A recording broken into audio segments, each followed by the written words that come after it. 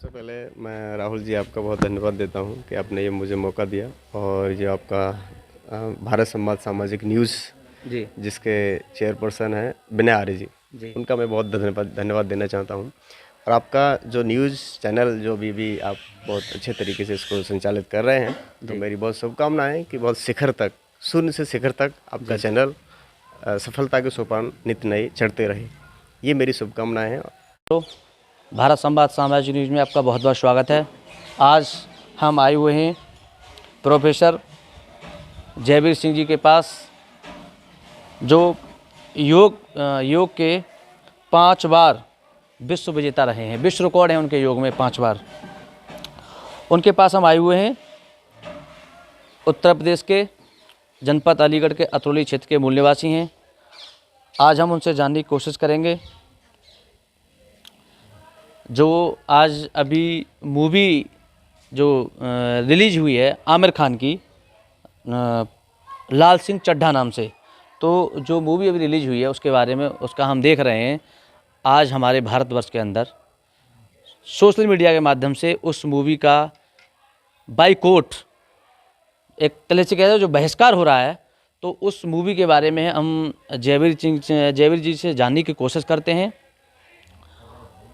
तो कैमरामैन से कहूँगा जयवीर जी की तरफ प्रयास करेंगे। भाई साहब, जैसा इस मूवी के बारे में जो विरोध हो रहा है और आमिर खान की ये मूवी है, आमिर खान और कैटरीना कैफ, तो आज हमारे देश में जो विरोध देखने को मिल रहा है सोशल मीडिया के माध्यम से, हम सब देख रहे हैं।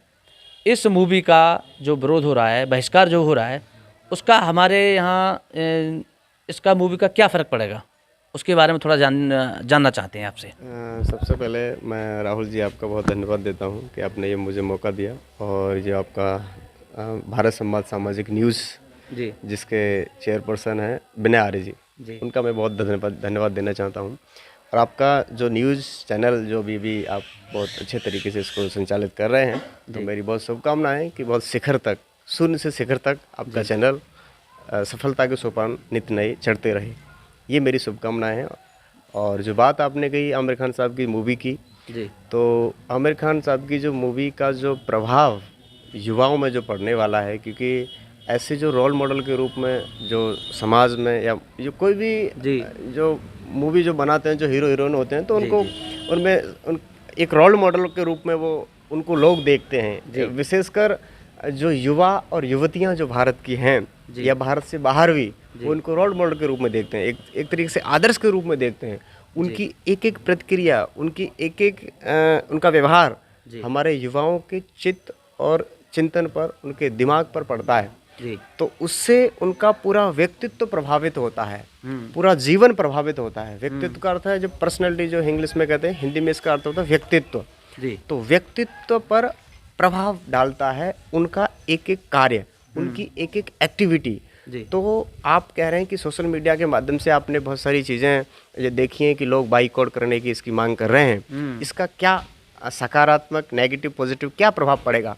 तो निश्चित रूप से किसी चीज़ की मांग यदि होती है या उसका बहिष्कार होता है, तो युवाओं पर प्रभाव पड़ता है, क्योंकि इतना उनमें दिमाग है कि हमें करना क्या है।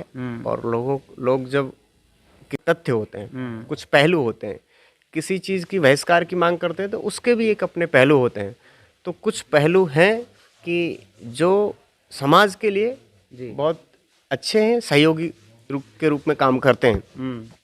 तो ये जो मूवी है, ये मूवी वैसे मैं बहुत ज़्यादा मूवी देखता नहीं हूँ, मेरी बहुत ज़्यादा रुचि भी नहीं है, और ऐसा भी नहीं कि जो लोग मूवी देखते हैं वही सफल होते हैं। अभी तक जो भी मैंने सफलताएं जो पाई हैं, वो माता पिता, गुरुजन और आप जैसे साथियों के आशीर्वाद और उनका साथ, उनका संग, उनकी ब्लेसिंग्स, उनकी शुभकामना के माध्यम से मैंने पाई है। ऐसा नहीं कि जो मूवी नहीं देखेगा वो सफल नहीं होगा।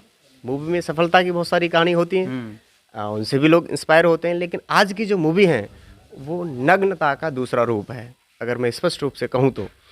और वो एक तरफ तो बहुत अच्छा उदाहरण पेश करते हैं सफलता का और बहुत उच्च आदर्शों का, दूसरी तरफ नग्नता दिखाकर और लोगों को प्रभावित करते हैं, फॉलोवर्स बढ़ाते हैं। अभी लड़कियों की बात छोड़ दीजिए, अभी जो एक हीरो है जिसका रणवीर कपूर, रणबीर कपूर साहब ने पूरे लेडीज़ों की लड़कियों की तरह अपने सारे कपड़े उतार के उल्टे लेट करके उसको उसमें जो है फोटो को अपनी सोशल मीडिया में डाला। जी। तो विद्या बालन और एक हीरोइन जो थी उन्होंने कहा कि भाई ये जब लड़कियां नग्नता दिखाती हैं तो उनके देख करके कुछ पुरुष लोग अपनी आंखों को सेकते हैं, तो मैं भी आंख सेक लेने दीजिए।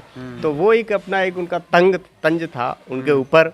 बट ये क्या है कि इससे जब आप भाई बहुत अच्छा काम कर रहे हैं, आप फिल्म बना रहे हैं, आप कुछ एक समाज में पॉजिटिव एक मैसेज देने का प्रयास आप करते हैं, अच्छी बात है। बिल्कुल। लेकिन इतने से भी तो आपके क्या कम फॉलोवर्स होते हैं? कितने लोग फॉलोवर्स होते हैं, कितने लोग आपकी बात को मानते हैं, कितने लोगों के आप आदर्श बन जाते हैं। अब इसमें नग्नता दिखाकर आप अपने जो आपके सोशल मीडिया के जो हैंडल होते हैं, जो चैनल्स होते हैं, इंस्टाग्राम है और ये फेसबुक है, ट्विटर है और ये बहुत सारे जो हैं उन पर नग्न फोटो डाल करके और अपना जो है फॉलोवर्स बढ़ाना चाहते हैं। तो इससे क्या है कि जो लोग उनको देखते हैं तो वैसे वो खुद अपने आप को करना चाहते हैं, वैसे ही नग्न कपड़े पहन के, वो भी अपने फ्रेंड सर्कल में, स्कूल कॉलेज में तक ये काम होते हैं, घर में भी होते हैं। तो इनका बहुत गलत प्रभाव पड़ता है। ये संस्कार वाली चीज़ नहीं, हमारी भारतीय शिक्षा या भारतीय संस्कार के एकदम विरुद्ध चीज़ है। ये हमारा भारत का कल्चर नहीं है। ये हमारे कल्चर को ख़राब करते हैं, हमारी पीढ़ी को ख़राब करते हैं, हमारे दिमाग को ख़राब करते हैं। ये हमारे एक तरीके से चरित्र और चिंतन को भी ख़राब करती हैं ये सब चीज़ें।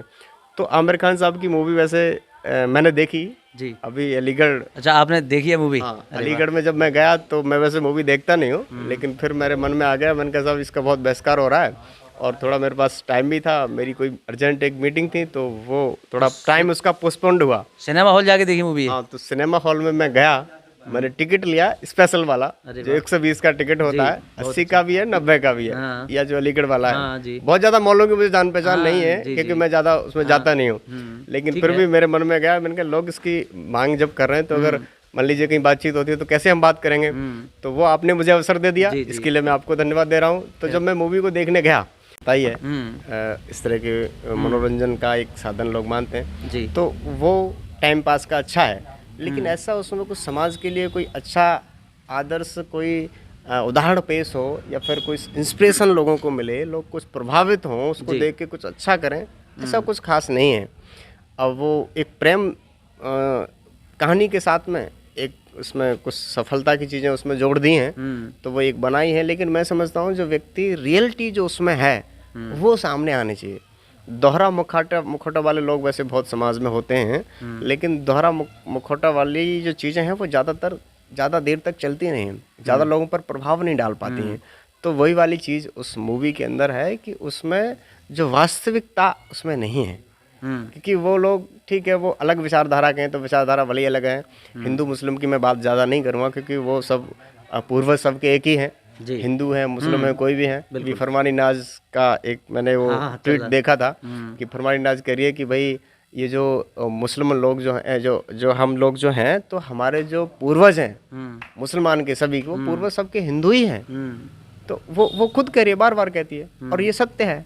क्योंकि अगर इस मजहब की अगर हम बात करें तो 1400 साल पुराना ये है, सनातन धर्म सदियों पुराना है ना। तो ये सबसे पहले का यही धर्म है, सनातन धर्म है। तो ये किसी को, और सनातन धर्म की सबसे बड़ी बात यह है कि किसी को कट्टरता इसमें नहीं है। लोग भले ही कहते हैं कट्टरता हो, इसका जो एक मूल में जो स्वभाव है, जो इसका उद्देश्य है वो यही है, सर्वे भवन्तु सुखिनः सर्वे सन्तु निरामयम् सर्वे भद्राणि पश्यन्तु मा कश्चित् दुःखं भाग् भवेत्। सब सुखी हो, सभी प्रसन्न हो, सभी निरोग हो, सभी सफल हो। अब सभी में यह तो नहीं कहा कि मुसलमान सुखी हो, हिंदू सुखी हो, क्रिश्चियन सुखी हो या कोई विशेष व्यक्ति सुखी हो, सब, और जीव जंतु भी इसमें आ गए सभी में। तो सभी प्राणी मात्र की कल्याण की इसमें प्रार्थना हर सनातनी करता है। उसमें हिंदू भी हैं, मुस्लिम भी हैं, क्रिश्चियन भी हैं, ईसाई भी हैं, सब है। दूसरा इसका और एक मूल ये है कि भाई उसका जो सिद्धांत है, जो उसका एक वेश है वो ये है कि वर्ल्ड इज वन फैमिली, यानी पूरा विश्व वसुधैव कुटुम्बकम, पूरा विश्व अपना परिवार है, ये सनातन धर्म ही कहता है। तो भाई आप भी तो उसके वर्ल्ड में एक हैं, आप भी तो उसके परिवार के एक अंश हैं। तो वो परिवार ही मानता है सनातन धर्म, इसलिए सनातन धर्म कोई एक विशेष लोगों के लिए है, पूरे सब के लिए है। अच्छा, थोड़ा सा ये कहना चाहूँगा, जैसे आपने बताया उस मूवी में कोई खास ऐसा कुछ नहीं है जो उसमें कोई देखने लायक चीज़ हो, ठीक है, मैं समझ सकता हूँ।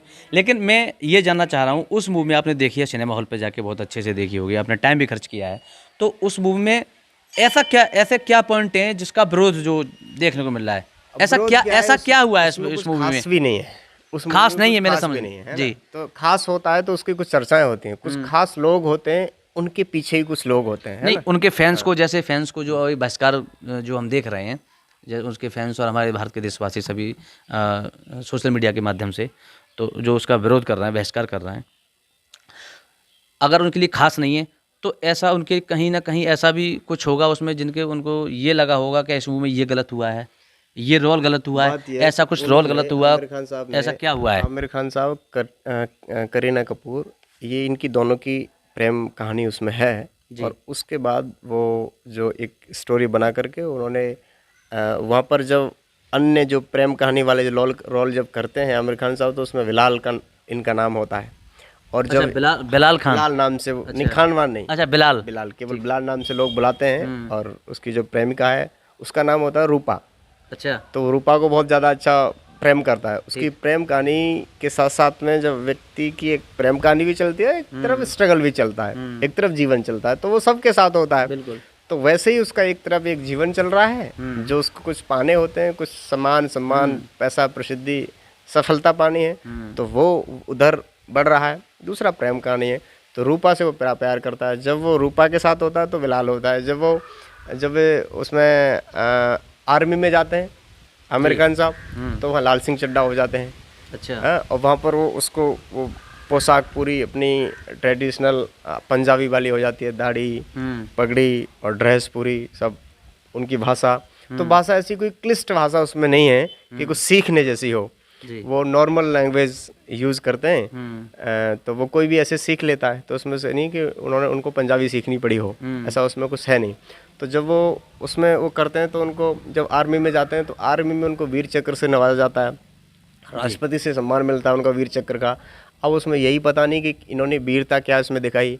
जब वो अपनी प्रेमिका के साथ होते हैं तो कहते हैं कि भाई मुझे लोग मारने अच्छे नहीं लगते। एक तरीके से यूँ भी कहेंगे वो मारने के लिए ही होते हैं, क्योंकि जो दुश्मन होता है, दुश्मन कोई दया थोड़ी करता है। बिल्कुल। दुश्मन के अंदर दया होती ही नहीं है। कितना भी दयावान व्यक्ति हो, अगर उसका कोई दुश्मन है तो वो दया का भाव वहाँ पर है तो वो खुद मारा जाएगा, है ना? कहते दया बिन संत कसाई, दया करी तो आफत आई। तो कई बार दया करने से आफत भी आ जाती है। तो आर्मी वालों के अंदर वो दया देश के प्रति है, और जो इस तरह के देश विरोधी जो तत्व हैं उनके प्रति दया उनके अंदर बिल्कुल भी नहीं है, और होने भी नहीं चाहिए। तो वो कहते हैं कि मुझे लोगों को मारना मुझे अच्छा नहीं लगता। तो वो कहती है कि अपना ख्याल रखना, आप जाओ फिर से अपनी नौकरी पर जाओ। अब वो पता नहीं कहाँ उन्होंने लोग बचा दिए, क्या उन्होंने कर दिया, उनको वीरता पुरस्कार से सम्मानित कर दिया जाता है। तो वीर पुरस्कार जब उनको मिलता है तो उस समय कुछ युद्ध में कहीं पहाड़ों वहाड़ों में काफ़ी गोलियां चलती हैं, कहीं गिर के कुछ लग गया होगा उनके, कुछ लोग बचा भी लिए होंगे। अब जब साथी के, तो हर आदमी बचाना चाहता है ना अपने साथियों को, तो बिल्कुल। तो ऐसा उन्हें बताया जाता है कि इनको जो वीरता पुरस्कार से जो सम्मानित किया जा रहा है, इन्होंने कई लोगों की जान बचाई है, उसमें खुद भी ये जो इनके पैर खराब हो गए। तो वो इस तरह की चीज़ें, तो उसमें कुछ ऐसा कुछ लगता नहीं। आर्मी का जो उनका रोल है वो कोई प्रभावशाली रोल ऐसा है नहीं जो एक आर्मी मैन का होना चाहिए। मतलब ऐसा कुछ लगता नहीं है, मुझे नहीं लगा ऐसा कुछ, हो सकता है किसी को लगा हो। ठीक है, ये हमारे साथ जयवीर जी हैं और इन्होंने फिल्म के बारे में, मूवी के बारे में बताया है जो आज के टाइम में अभी सोशल मीडिया के माध्यम से विरोध हो रहा है। इसके अलावा इन्होंने, मैं थोड़ा सा आपके खुद के जीवन में जानना चाहूँगा। मूवी के बारे में आपने बहुत कुछ बता दिया। इससे पहले मैं एक चीज़ और कहना चाहूँगा कि ये केवल लाल सिंह चड्ढा मूवी की ही बात नहीं है। ये जितनी भी मूवियाँ बन रही हैं, वो मूवियाँ केवल वो लोग अपनी प्रसिद्धि के लिए, पैसे के लिए, वो अपने निजी स्वार्थ के लिए काम कर रहे हैं। अगर मैं आपको बात बताऊँ तो उसमें कुछ समाज का बहुत भला काम नहीं वो कर पा रहे हैं, जो एक बहुत अच्छा कोई ऐसा उदाहरण पेश हो, या जिससे बच्चे सीख करके अपने जीवन को बदलें, या अपने चरित्र को बदलें, या अपने व्यक्तित्व को बदलें। ऐसा कुछ आज की मूवी, किसी की भी मूवी हो, चाहे वो आमिर खान साहब की हो या फिर अन्य किसी भी व्यक्ति की हो जो बहुत बड़े लीडर हैं, बहुत बड़े जो नेता हैं, अभिनेता हैं, या अभिनेताओं की जितनी भी मूवियाँ हैं, तो वो खास आजकल उनमें कुछ ऐसा है नहीं। वो एक तरफ बहुत अच्छा मूवी बना करके भी, एक अच्छी प्रसिद्धि पा करके भी, जब उनकी अपनी पर्सनल लाइफ होती है उसमें नग्नता दिखाते हैं। अब नग्नता देख करके अगर किसी ने उनसे प्रभावित कुछ हो गया, मान लीजिए किसी का कुछ अच्छा जीवन बदल भी गया, तो वो नग्नता को एक्सेप्ट करता है, उसको फिर देखता है, उससे फिर गांव में समाज में लोग जाते हैं तो गलत मैसेज फैलता है। नग्नता से थोड़ी ना हम किसी को प्रभावित करके देश में कुछ अच्छा कर पाएंगे। और उसके साथ हमारा व्यक्तित्व, हमारा कृतित्व एक अच्छा हो, जिससे आदर्श कुछ हम पेश कर सकें, जिससे समाज में कोई अच्छा मैसेज हो जो देखकर अपने जीवन को बदलें। ऐसा कुछ हो तो ऐसा कुछ अन्य किसी मूवी में भी कुछ खास आजकल नहीं, इसीलिए मूवी मैं भी नहीं देखता हूँ। ठीक है, जैसे हमने बताया था अभी, और आपके बारे में थोड़ा जानना चाहूँगा। जो आपके योग में 5 जो विश्व कीर्तिमान है, विश्व रिकॉर्ड जो हैं, तो योग में बहुत सारी चीज़ें होती हैं, बहुत सारे योग के कह लीजिए कि बहुत सारे विभाग कह लीजिए, ठीक है। तो आपने जो 5 जो खिताब जीते हैं विश्व कीर्तिमान, अपने आप में ये बहुत कुछ है अपने जीवन में। वो उसका सर्टिफिकेट भी मिला होगा आपको? हाँ जी, बिल्कुल। तो वो कहाँ से सर्टिफिकेट मिला और किस किस चीज़ में आपको ये मतलब विश्व रिकॉर्ड आपने बनाए हैं, उसके बारे में थोड़ा सा बताइएगा। देखिए, ये बहुत बड़ी बात तो खैर हो सकती है बड़ी बात, लेकिन इसमें मैं तो जो श्रेय देता हूँ माता पिता का, गुरुजनों का और आप जैसे अनेकों साथियों का, मैं उनका श्रेय देता हूँ। और उनके माध्यम से सब हो पाता है, क्योंकि आपके जीवन में जितना माता पिता का रोल होता है और तो माता पिता का एक अपनी जगह रोल है आपका लालन पालन करने के लिए, आपको आगे बढ़ाने के लिए, लेकिन उतना ही उससे अधिक होता है आपके गुरुजनों का, टीचरों का, जिनके मार्गदर्शन में आप अपने शिक्षा ग्रहण करते हैं। उससे अधिक मैं समझता हूँ रोल होता है आप जैसे मित्रों का, आप जैसे साथियों का, क्योंकि उनके साथ हम अधिक समय बिताते हैं, उनके साथ हम अधिक रहते हैं और उनके साथ हमारी एक हम कहें कि अंडरस्टैंडिंग, बातचीत करने का एक जो तरीका होता है वो अलग होता है। हर तरीके की बात हम उनसे शेयर करते हैं, है ना। तो उनके साथ से संगत का बहुत बड़ा असर होता है, इसी को सोसाइटी कहते हैं। तो अच्छी बात यह है कि मुझे अच्छे माँ बाप मिले सपोर्ट करने वाले, अच्छे गुरुजन मिले, अच्छे मित्र मिले जिनसे अच्छे विचार मुझे मिले, तो उससे शायद मैं कुछ चीज़ें ये कर पाया। और भी एक आगे ऐसा प्रयास है। तो योग मैं स्वामी रामदेव से प्रभावित होकर और योग से मैं जुड़ा, हरिद्वार पतंजलि योगपीठ पहुंचा, वहाँ उनके सानिध्य में रह के मैंने कुछ शिक्षा ग्रहण की, कुछ सेवाएं भी वहाँ दी। वहाँ का जो केंद्रीय कार्यालय है जो संगठन का कार्य सब देखता है, तो वहाँ मैं सेवा देता था, पढ़ता भी था। और ऐसे ही करते करते फिर मैं मेवाड़ विश्वविद्यालय में पहुँच गया। वहाँ पर लगभग मेवाड़ राजस्थान, जी, तो वहाँ लगभग 3 से 3.5 साल के आसपास का कार्यकाल पूरा वहाँ हुआ। और वहाँ भी अच्छे लोग मिले, हर जगह बहुत अच्छे लोग मिलते हैं, जिनका लोग अच्छे भी मिलते हैं, बुरे भी मिलते हैं। ये तो देखो दुनिया है, दुनिया में आपको हर तरह के लोग मिलेंगे और ये जीवन ही एक संघर्ष है। तो उन सब लोगों का सामना करते हुए सबका साथ हमें बहुत अच्छे से निभाना होता है, सारी चीज़ों को हमें एक्सेप्ट करना है। सुख दुख जीवन में आते हैं, कहते हैं सुख भी मुझे प्यारे हैं, दुख भी मुझे प्यारे हैं, छोड़ूं मैं किसे भगवन, दोनों ही हमारे, दोनों ही तुम्हारे हैं।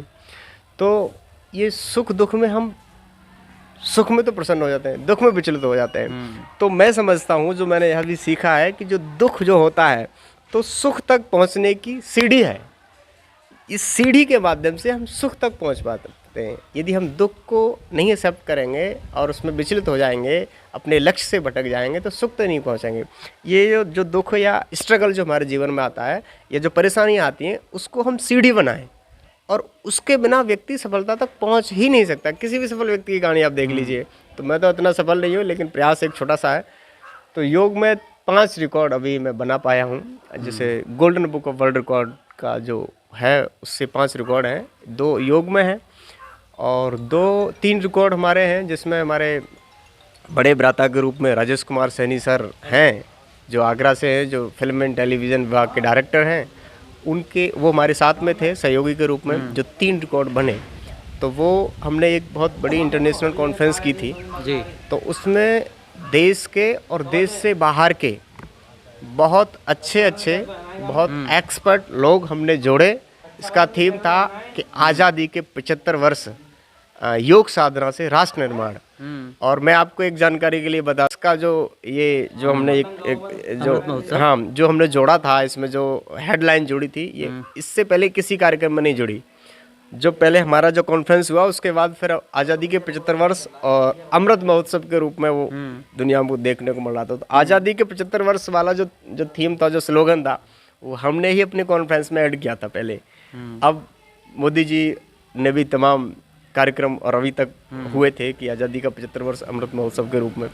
तो इसमें देश और दुनिया के लगभग 100 स्पीकर्स जुड़े और कोई उसमें साधारण नहीं था।